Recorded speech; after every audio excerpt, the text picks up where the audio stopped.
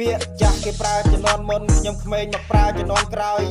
អ្នកខ្លះស្លៀកពាក់តនុយឡើងហំប៉ុន្តែក្នុងខ្លួនគ្មានលុយ100ចូលចិត្តតែលុយហឺហាអ៊ូតលុយអ៊ូតឡានលុយម៉ែបដោយថាខ្ញុំសើខ្ញុំអស់សំណើចព្រោះខ្ញុំអ្នកលេងស៊ីខោកាបយខ្ញុំអ្នកលេងស៊ីខោកាបយកាលពីក្មេងខ្ញុំរត់ទៅលេងស្ដាប់តែភ្លេងចាក់បាត់អាប៉ុយថាចកេះនាងកលែងនេះខ្ញុំពុំវែងចឹងរំពីក្រោយរាល់តែយប់ខ្ញុំលក់សំលេងអាវិបាឌីមិចសណយ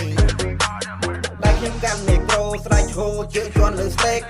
ប្រាប់គ្រប់គ្នាឲ្យដឹងមកដល់ពេលនឹងមិនមែនមួយផ្លែតឃើញពណ៌ខ្ញុំចាំងម្នាក់ស្រីនោះនាងមកប្រាប់ខ្ញុំថាខ្ញុំផ្អែមដូចជានំខេក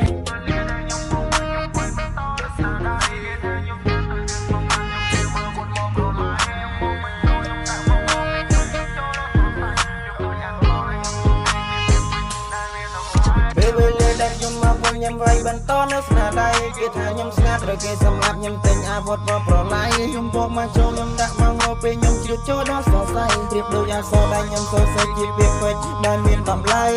ពេលខ្ញុំបើកភ្នែកឃើញរឿងគ្រប់យ៉ាងដែលបានកើតឡើងខ្ញុំតែងប្រាប់ខ្លួនឯងក្នុងកញ្ចក់ថារឿងគ្រប់យ៉ាងមិនអាចនឹកស្មានខ្ញុំធ្លាប់ធ្លាក់ក្នុងរណ្ដៅដល់ជ្រៅមិនអាចនឹងលើកខ្លួនឡើងប៉ុន្តែនៅមានសង្ឃឹមថាខ្លួនខ្ញុំអាចធ្វើបានចាស់និយាយកុំទុកចិត្តមេឃកុំទុកចិត្តផ្កាយអ្នកខ្លះវាប៉ុនទ្រឹស្ដីប៉ុន្តែថ្ងៃមុខធ្វើយើងដេកស្ដាយខ្លះទៀតវាមកពឹងពាក់វាខ្ចីបានវាសើចសប្បាយដល់ថ្ងៃដែលយើងទៅទាវាប្រឹងកិច្ចចេះថោកទៀតចុយម្រាយ